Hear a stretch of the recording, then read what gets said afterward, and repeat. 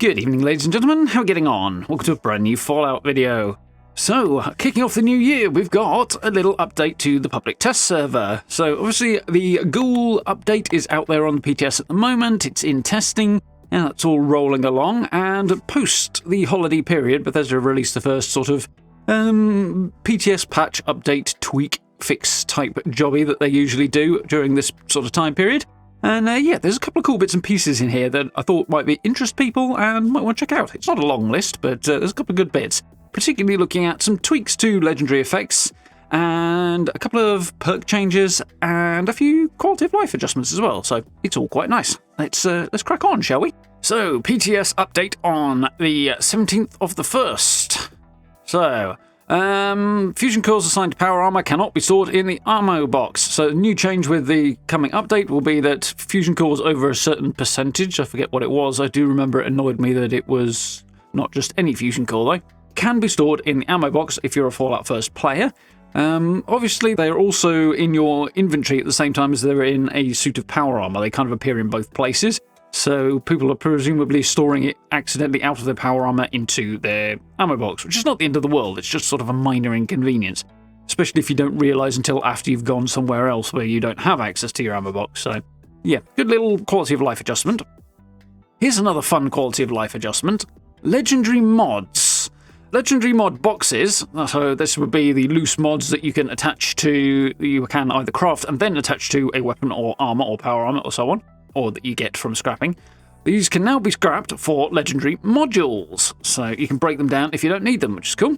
You can also learn the plans by scrapping the mod boxes at the same rate as you would by scrapping an item with that mod attached.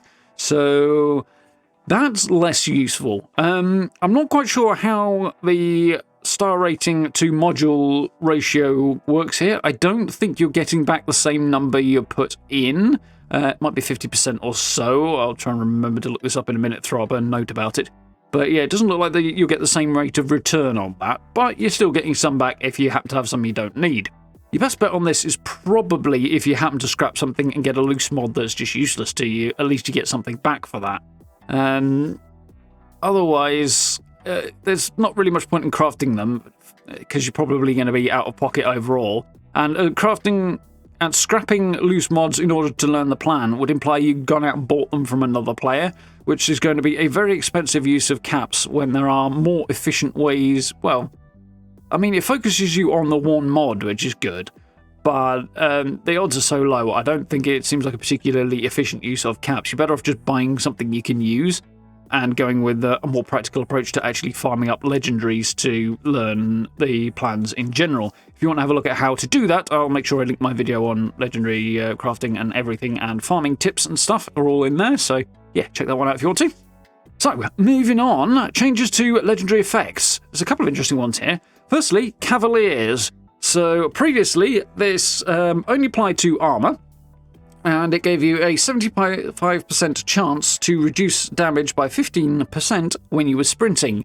That now has been changed, so you can attach it to weapons. From the look of things, doing the same thing, but I'm not entirely sure. But the effect is now losing the 75% chance bit, and will just provide a blanket 5% damage reduction when you're sprinting for the Cavaliers. The same change is happening to the Sentinels mod, except for that one will apply when you're standing still instead of when you're sprinting. I've got a little bug issue there that's being fixed, but that's not massively exciting on the PTS. That's the whole point of the PTS after all. So, Furious is getting reworded. The whole effect is being changed to the Onslaught effect, which is going to be a stacking build type that you can lean in if you want to. And so the Furious one is just getting its rename and a slight tweak to the actual balance of it there. So 5% damage per Onslaught stack with a maximum of 9 stacks. Multiple things that give you stacks of Onslaught.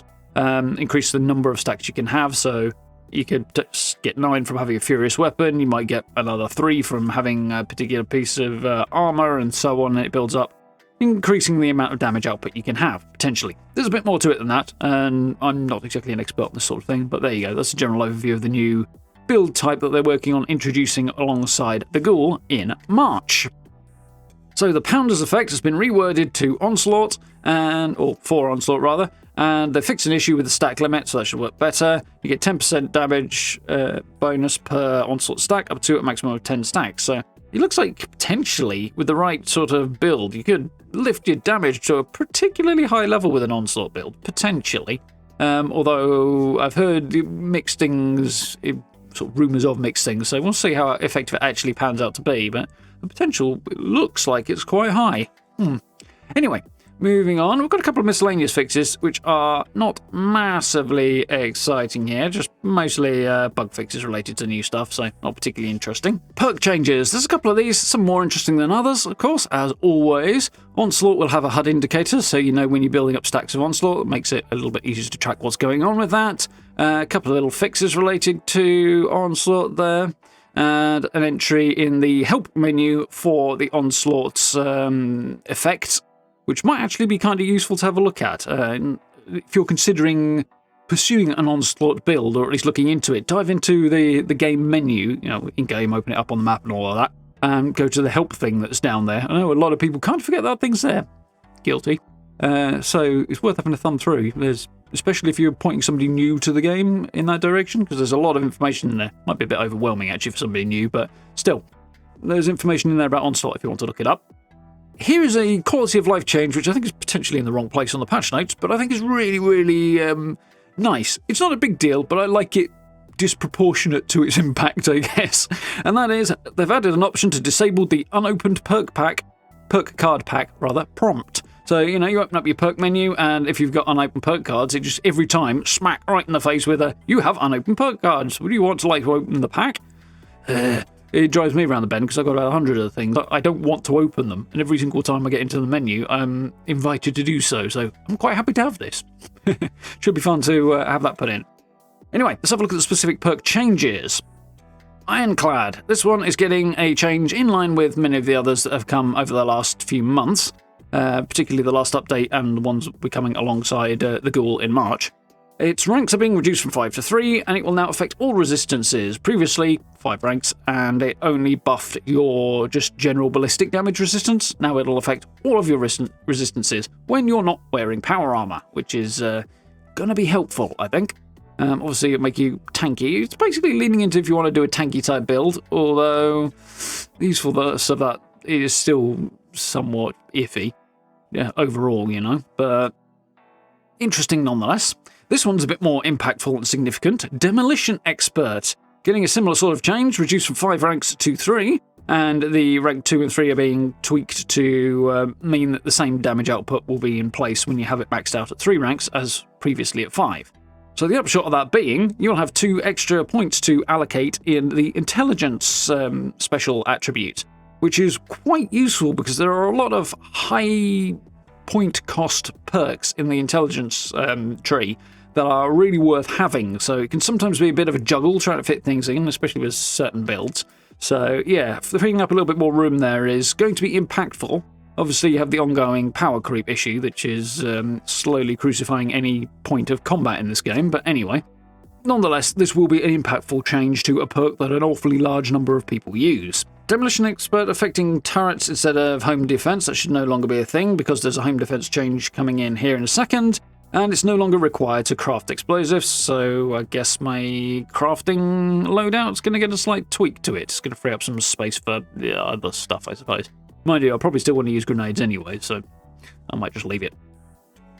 Home defense, speaking of, this is a weird one. It's going to increase turret damage, which it didn't previously do. I don't think it was supposed to either, contrary to the way the wording here implies, but it's now going to increase the damage of your turrets. So that's moderately useless. I say moderately, because your camp only gets attacked when either you or another player are present, and in that case, it's just easier to defend it yourself, because half the time turrets won't even target the enemy anyway, so it's targeting more that's an issue than damage. And also, worst case scenario, if something does get damaged in your camp, you repair it, it's no big deal. The cost is negligible anyway to repair things, so unless you're in very much the early game, in which case you won't have this perk maxed out anyway, then it's just not really going to be that impactful.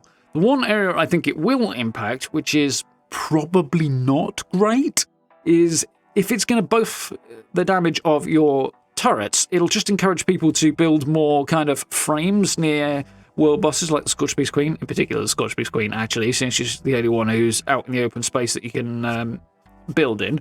And then, you know, just pile it with turrets and use it to kind of cheese that event a little bit more. It'll make that strategy more viable, which is probably not the best thing, unless perhaps you're even more antisocial than I am and never leave a private world, and maybe we'll be able to set a camp up there and make it a bit easier to solo the Scorched Beast Queen. I know it's theoretically doable anyway, but it is kind of a nightmare to do. You really, really have to go hard to do it, so this might make that a bit more viable for those really antisocial people, but most of the time I'm not convinced this is a good thing. It could mean that the Scorched Beast Queen will go down even faster, meaning less people get the chance to travel in and actually engage with the content. We'll see what happens with that. So, last couple of perks. These are a bit of a head-scratcher as well. Gunrunner now works with any ranged weapon. So, in short, when you have a ranged weapon equipped, you'll be able to run faster if you have this agility perk equipped. Previously, only affected pistols. Now, any ranged weapon, which also will include heavy guns. So, if you want to up that movement speed a little bit, not a particularly impactful perk, I don't think. Just more like if you want to spend some agility points on a quality of life thing. There's my feeling on it, but still, it's a thing. Modern Renegade now works with all small guns, and this is also going to apply to the next two as well. And as the chance to cripple has been replaced with increased limb damage, which is a spin on the same thing. It just brings it into line with everything else. But small guns is left a little vague here. Normally that would imply anything that's not a heavy gun or an explosive weapon, you know. Basically, any rifle and any pistol, or submachine gun, that sort of thing. So yeah, okay, that makes sense. Except that it also then kind of overrides a bunch of other perks. Looking at the next two, we get Crackshot and Tank Killer, both all working with all small guns.